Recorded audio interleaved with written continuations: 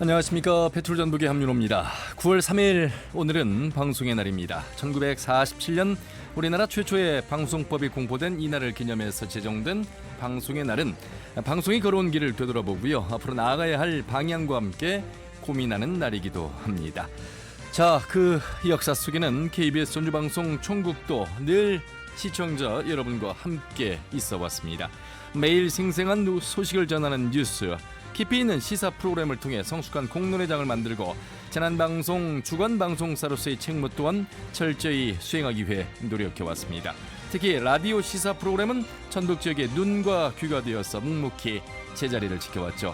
시대의 진실을 비추고 사람과 사람을 이어주는 다리 역할을 하며 우리 삶에 가장 가까운 곳에서 현장의 목소리를 전하고 변화를 이끌어내며 지역의 오늘을 성실히 기록해왔습니다.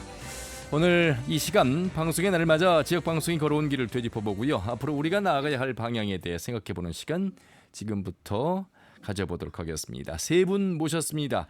먼저 전북의 소리, 우리 페트롤 전북에서 언론 돋보기의 패널로 활동해 주신 박주연 대표님 어서 오십시오. 네, 안녕하세요. 예. 자, 그리고 KBS에 함께 해왔던 인물들입니다.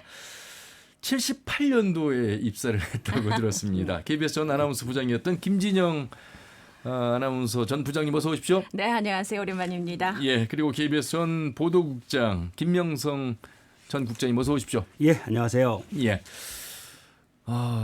현재 같습니다. 과거가 오늘 같고 시간을 얼마만큼 거슬러 올라가야 될지는 모르겠습니다만 현재는 생방송 오늘이 어제와 같고 아직도 과거에 머무는 듯한 모습입니다. 자, 어디서부터 어떻게 이야기를 해야 될지 방송인의 한 사람으로서 오늘 3일 방송의 날 그리고 4일 5일은 또 하멘커원다 현장 취재 1위 방송국부터 고사동, 금암동, 효자동의 발자취를 걸어와서 3일간 우리 청취자분들께서는 그동안 우리 KBS의 역사의 흔적들을 잘 들으시고 오늘은 살아있는 우리 세 분의 말씀으로 통해서 방송의 앞으로의 또 방향까지 살펴보도록 하겠습니다. 우선 제일 선배이신 김진영 전 아나운서 부장님은 네. 이 페트롤전북의 한때 오랜 시간 주인이셨습니다. 네. 예, 제가 지금은 가운데 앉아 있는데 이 자리에 앉고 싶으시죠? 아니에요. 네. 네. 방송의 날을 맞은 소감부터 좀 들어보겠습니다. 지금 갑자기 이제 제 목소리 이 시간에 들으면서 익숙하셨을 분들도 계십니다만 예. 방송의 날 소감을 좀 준비를 하면서 생각나는 게 78년도에 제가 입사를 하면서 그 당시 이제 KBS 사장님의 훈시 중에 그 당시는 혹시 기억하십니까? 안테나가 있었던 시절이죠. 예. 아유. 네.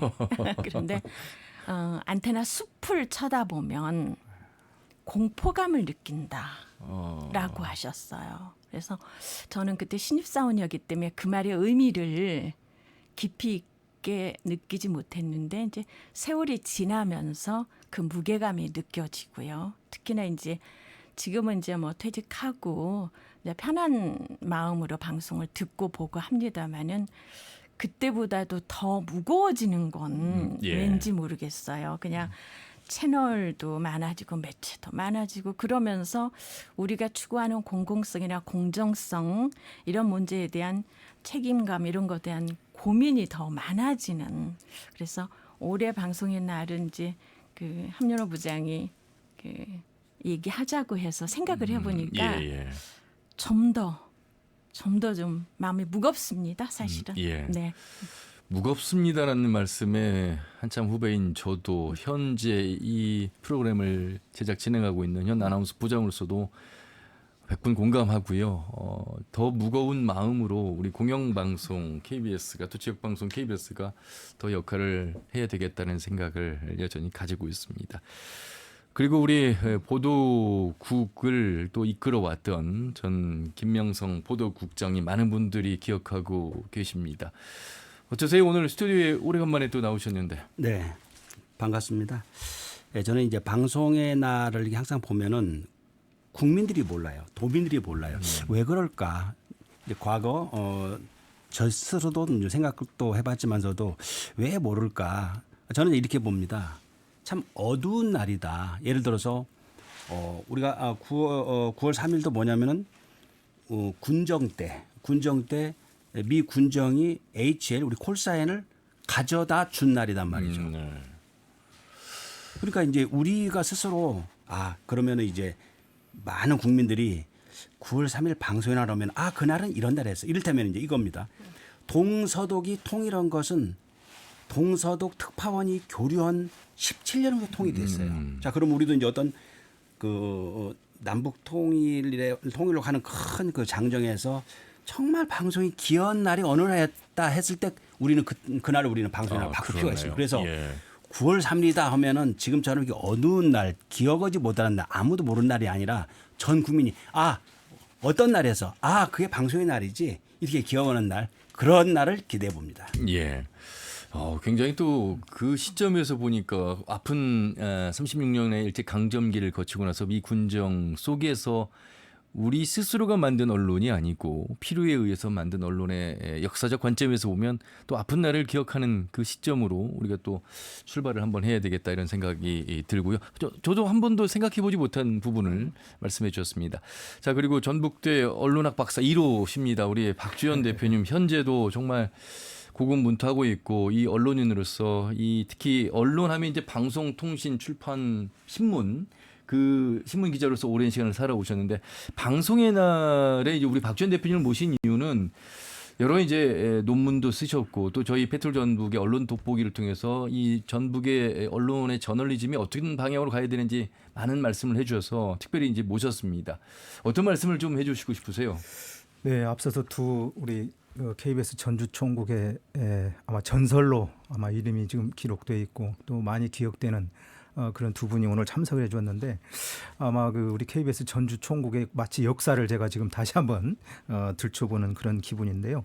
이제 방송의 날 올해가 지금 61주년을 맞은 그런 그 방송의 날인데 방송의 날 하면은 이제 언뜻 우리가 이제 그 언론의 역사를 다시 한번 되새겨보게 하는 그런 의미 있는 날이기도 한데 앞서도 우리 이제 김 선배께서 잠깐 얘기를 했습니다만은 이 방송의 날이 1926년 경성방송에서부터 시작됐다라고 하는 거. 예.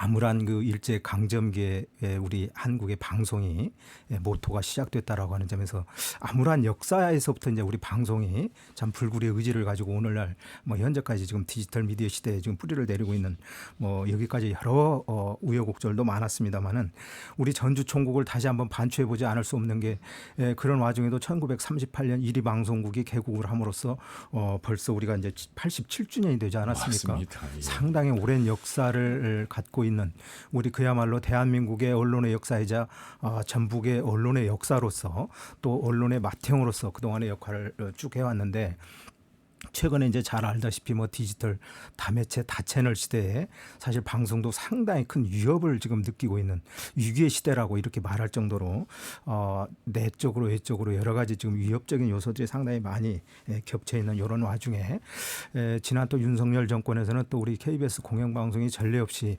탄압을 또 많이 받고 낙하산 사장 논란에 많이 휩싸였고 그동안에 쌓아왔던 그 영향력 신뢰도 상당히 많이 실추됐던 게 사실인데 최근에 이제 방송 상법이 지난 22일 국회에서 이제 통과됨으로써 앞으로 공영방송의 어떤 새로운 가치라든지 신뢰 뭐 여기에 대해서 새로운 아젠다가 이제 던져지는 이런 계기가 돼서 아마 공영방송의 새로운 우리가 그동안에 주창해왔던 국민의 방송, 국민의 편에 선 방송, 국민에게 한 발 더 다가가는 방송, 그야말로 국민의 방송이 새로 태어나지 않을까 하는 상당히 많은 기대감을 갖고 있는 그런 차제에 이번 방송의 날은 상당히 의미 있는 그런 해가 아닌가 이런 생각이 듭니다. 예. 참 국민의 방송이라는 말씀 신입사원이 되고 정성을 다하는 국민의 방송, 예, 이 한국 방송 KBS 말만 들어도 참 가슴이 떨렸던 때가 엊그제 같고 저뿐만 아니라 여기 계신 분들 다 같은 그 시기를 겪으셨을 텐데 공영방송이 걸어온 길 한번 그래도 회고를 한번 해보도록 하겠습니다. 우리 김지정 선배께서 네네. 78년 입사 이야기를 하셔서 도대체 아주 저분은 오래된 사람으로. 언제적 입사를 하신 거야라고 생각하시는 분들. 네네. 자, 한번 제가 정리를 한번 해드리도록 하겠습니다. 우리 네. 박주연 대표님 말씀 잘 해주셨는데요. 38년 10월 1일 1위 방송국으로 개국을 합니다. 굉장히 오래됐죠. 그리고 47년 5월 15일에 전주 방송국이 아니고 전주 연구소 고사동 연주소. 영화의 거리 연주소. 자, 그리고 이제 그 6.25 전쟁 시기에 52년 10월에 또 남원방송국이 네네, 종충동에도 그렇습니다. 네네. 문을 엽니다. 네네. 그리고 이제 1959년 4월 11일이면 완전히 이제 전주로 이전을 하면서 그때 이름이 전주 방송국이 됩니다. 그리고 1980년 통폐합이 있었고요. 78년에 그 고사동에서 바로 이제 금암동 시대. 예, 사옥으로 이전을 하고 2011년도에 이곳 효자동 시대가 이제 개막을 합니다. 바로 고사동, 금암동, 효자동을 다 거쳐왔던 분이 여기 계시는 우리 김지정 전 아나운서 부장입니다. 78년도 이야기를 좀 들어보고 싶습니다. 네네. 78년도 제가 5월 입사입니다. 네.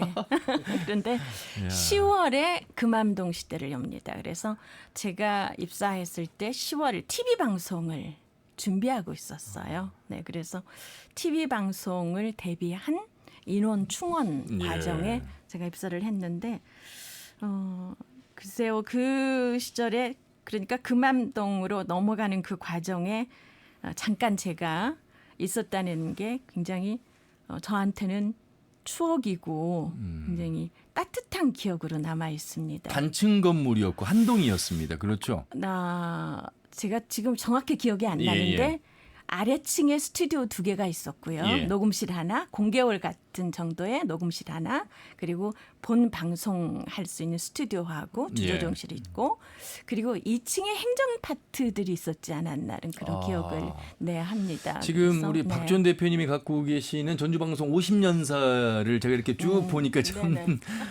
저 역사를 기록한 방송 50년사가 없었더라면 제가 네. 알 수 없었던 내용들인데 네네. 이제 그곳 처음에는 이제 그렇게 적혀 있었고 아마 네. 뭐 증축이 된 상황이 네네네. 아니었을까. 그래서 5개월을 다니고 이제 금암동으로 오신 10월로 겁니까? 이사를 했죠. 그러면서 TV를 시작을 했는데 TV 방송이 그때는 없었죠. 전주에. 그리고 서울과 부산만 KBS가 TV 방송국이 있었습니다. 그래서 예. 78년 그때가 동시다발로 각 도청 소조지에 함께 TV가 개국이 됐습니다. 그래서 그때 이제 개국을 했는데 혹시 그때부터 컬러라고 생각하시진 않으시죠?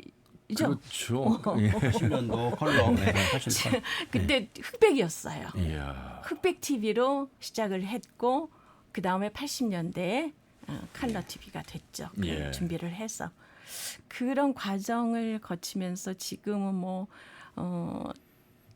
조그마한 것으로 녹음을 하고 뭐 하지만 그때는 테이프도 아주 뭐 큰 릴 테이프라고 예. 기억하시죠? 그런 것을 하면서 아주 많은 그 고충과 실수와 뭐 이런 것들을 거쳐오면서 지금의 과정이 와 있지 않았나 싶습니다. 예. 네. 보도의 어떤 변화를 김명성 전 국장님을 통해서 좀 듣고 싶어요. 저는 이제 78년 말씀하신데 저는 이제 입사가 89년이거든요. 예. 대략 한 10여 년 차이 나는데 제가 입사했을 때 이제 금암동 시대의 모습은 그랬던 것 같습니다. 일단은 뭐 현수막이 걸려 있었고 그 현수막 내용은 민주화, 특채의 직원 물러나라 뭐 이런 거.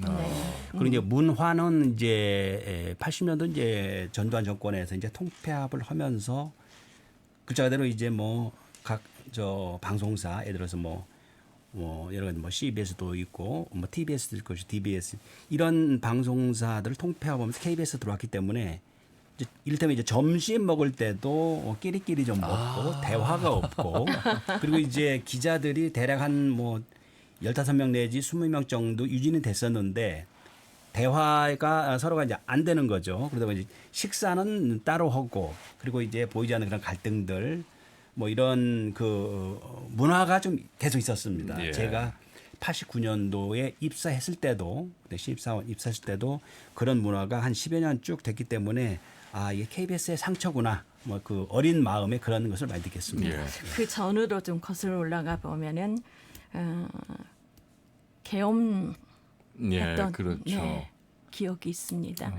그리고 그 전에 박정희 대통령 시해 사건이 터지면서 또 그 군용 트럭들 군용들이 저 회사 로비에 이렇게 군인들이 하고 그런 기억들이 있고요.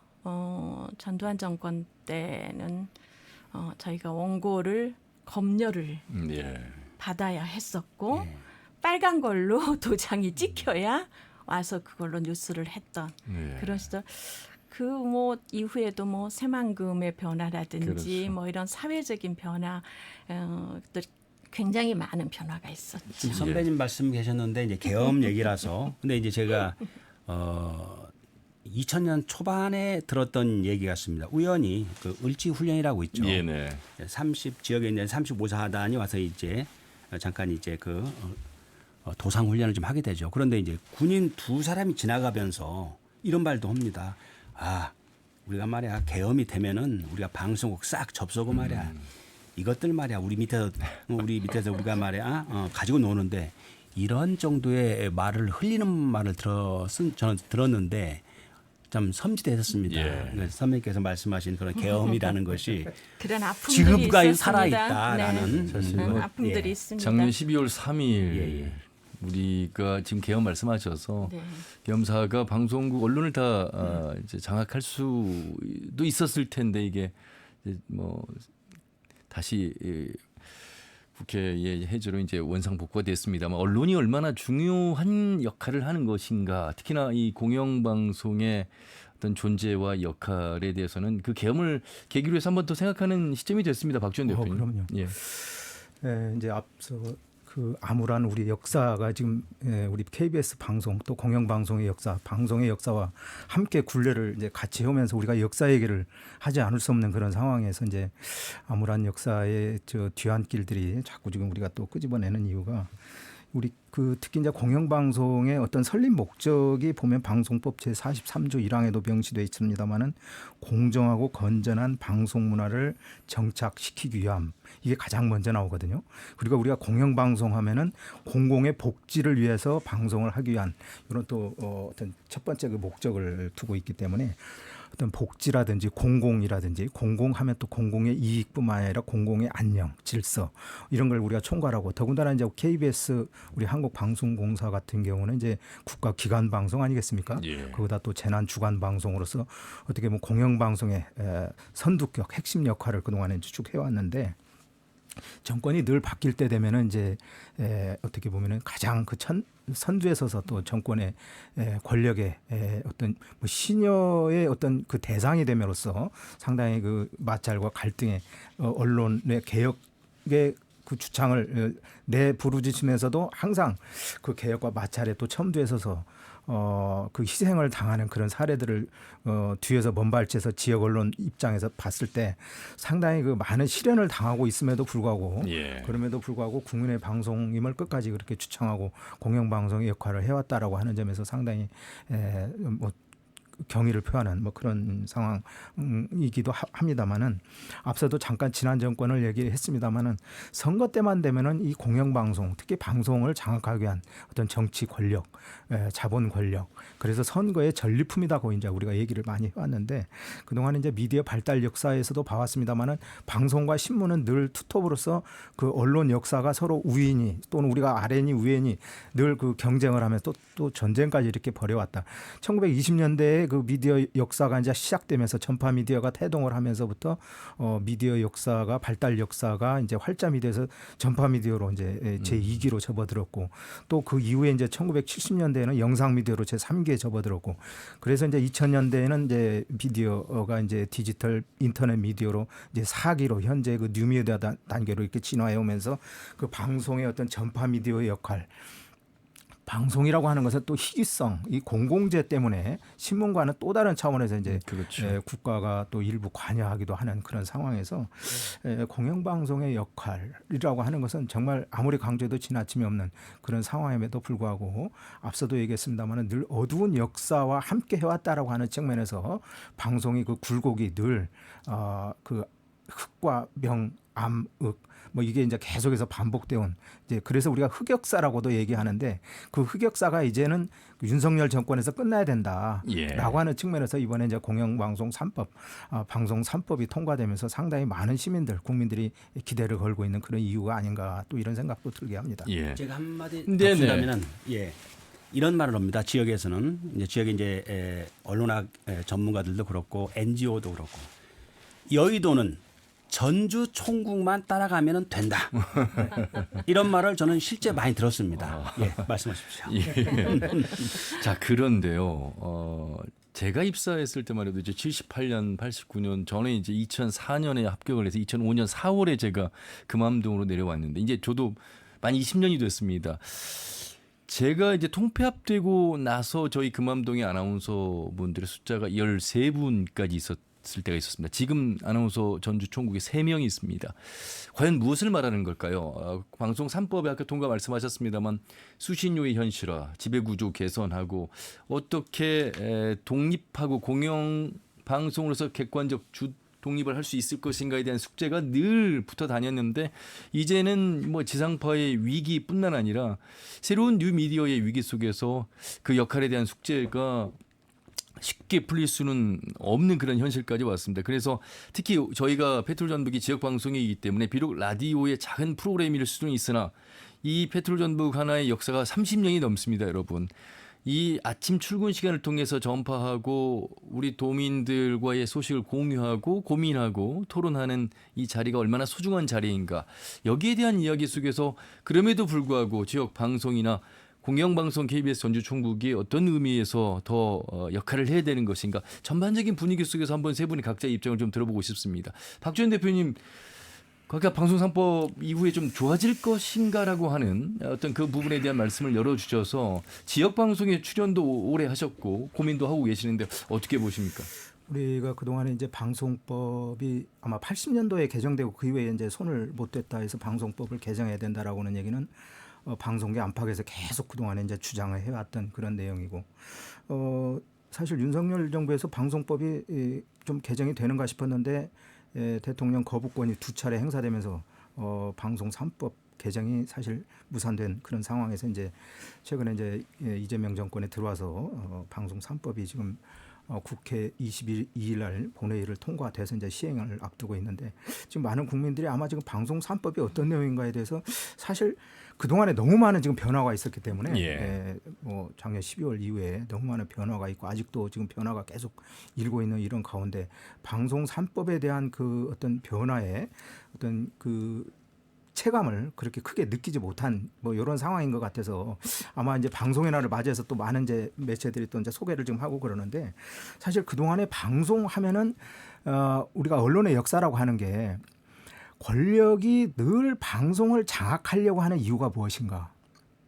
낙하살 사장을 내려보내고 프로그램을 폐지하거나 개편하려고 하고 끊임없이 방송을 규제하려고 하는 것은 늘 당근책과 회유책 또는 그 강압책 그동안에 뭐 많은 군사 정권에서도 이루어왔습니다만 문민 정부에서도 사실 계속 그러한 그 회유책과 당근책 또는 그 세무 정책 또 이런 그 여러 가지 그 압박 회유 뭐 이런 것들로 인해서 그동안에 이제 어떻게 보면 당금질을 해왔다 해도 이렇게 과언이 아닌데 거기에는 이제 독립성이라든지 공공성이 해체되는 어떻게 보면은 좀 무뎌지는 뭐 이런 이제 결과를 그동안에 나왔는데 이번에 방송 3법이 개정됨으로 인해서 사실 그동안에 그 정치권에 길들여져 왔다 또는 정치권에 익숙해질 정도로 방송이 눈치를 봐왔다. 심지어는 뭐 신여라는 소리까지 우리가 들어왔는데 뭐 이런 것으로부터 이제 조금 더 탈피할 수 있는 이런 어떤 제도적인 이런 기틀이 마련된 거 아닌가 이런 면에서 상당히 이제 의미가 큰데요.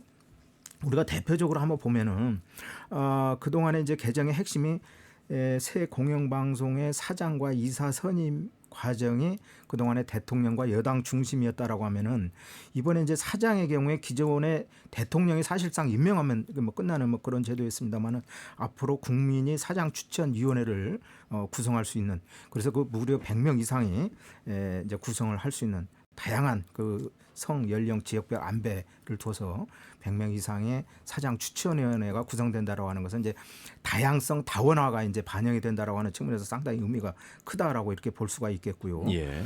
또 거기에서 이제 사장 후보 추천위원회를 구성해서 3인 이하의 사장 후보를 이사회에서 이제 투표를 거쳐서 이제 한 명을 최종 임명 제청하게 되는데 이제 이사회도 그동안에 우리 KBS 이사회 하면은 뭐 11명이었는데 이제 15명으로 이렇게 예. 많이 늘어나고 MBC나 EBS 경우에도 9명에서 13명으로 이렇게 늘어나는 경우.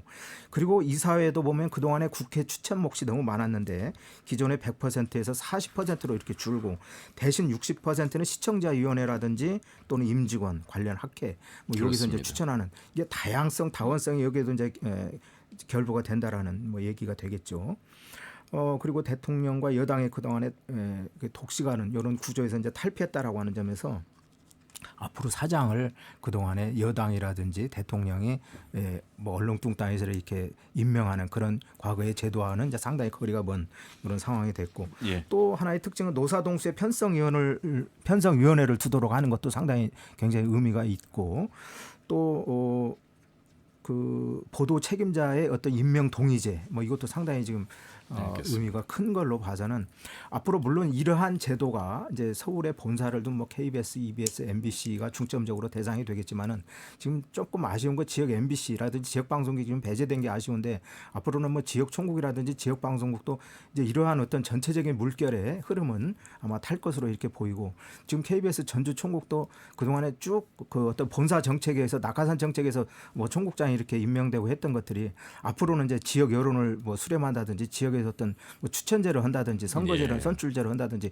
이런 방식으로 가지 않으면은 어떤 로컬 저널리즘으로서 자리 잡지 못하는 그런 위기가 오지 않을까 이런 생각도 들게 하는 그런 예. 상황이 그 되겠습니다. 말씀을 제가 읽는다면은 예. 이번에 이제 방송 3법 개정 속에서 이제 획기적인 것이 이제 사장 선출입니다. 그래서 말씀하신 대로 이제 국민이 이제 선출하게 되는데 그것을 저는 이제 그것을 절반이라고 보고요.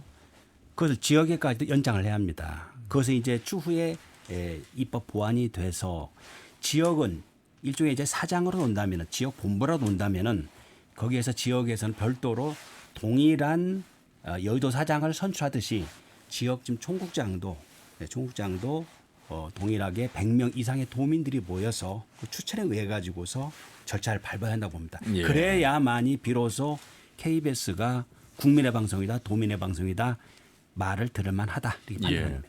KBS 지역에서 해야 될 과제가 바로 그건 것 같습니다. 바로 이제 KBS 주인은 여러분 KBS 입구에 들어오시면요 현관에 KBS 주인은 시청자 여러분입니다. 그러니까 시청자가 주인인 곳에서 우리 시청자와 함께하는 지역민의 대표성을 가질 필요가 이제는 네. 좀 한 번은 열려야 된다 이런 말씀으로 좀 이해를 하도록 하겠습니다. 한때는 신뢰도 1위, 영향력 1위 속에 KBS였는데 이제 그 말이 옛말이 됐고 다시 그 위상을 찾는 일 역시 그 시작은 보도 뉴스에서 시작돼야 되지 않을까 이런 생각이 들어서 김영성 국장님 말씀 듣고 김정 전 부장님 말씀도 한번 들어보겠습니다. 네, 저희가 이제 갑자기 이제 2004년도 이제 을지국 통폐합 얘기로 좀 제가 한번 점프하겠습니다. 시간을 이제 되돌려가는데 이제 왜 그때가 중요하냐면 그 당시는 이제 전주와 남원과 군산으로 취재 제작 인력이 다 분산돼 있었습니다. 그러다 보니까는 게다가 해당 그 당시 이제 갑지와 을지라 했죠. 을지국 취재 인력들이 제대로 장악이 안 됩니다. 그러다 보니까는 수는 상대의 방송사보다도 많은데 뉴스의 질은 탁월하지 않는 겁니다. 예. 평균 이하라고 저는 판단합니다. 그런데 이것을 2004년도에 전주로 이른바 총국 중심제로 운영을 하면서 드디어 거기서 심층 취재가 나오고 거기서 이제 하나를 취재하더라도 서너 시간 취재하는 게 아니라 하루 종일 취재할 수 있는 여건이 생기고 이제 그러면서부터 이제 뉴스의 힘이 달라집니다. 그래서 2004년도 을지국 통폐합은 전주 총국으로 하나의 그 관점으로 본다면은 뉴스의 힘이 급격히 비약하게 됐다. 알겠습니다. 고사동, 금암동, 효자동을 다 경험했다면 이분은 남원 군산 전주를 다 근무를 하신 또 우리 네. 김진영 대선배께서 네. 그 KBS의 어떤 달라진 유상의 변화, 대선배로서 뭐 후배들에게 조언도 좋고 네.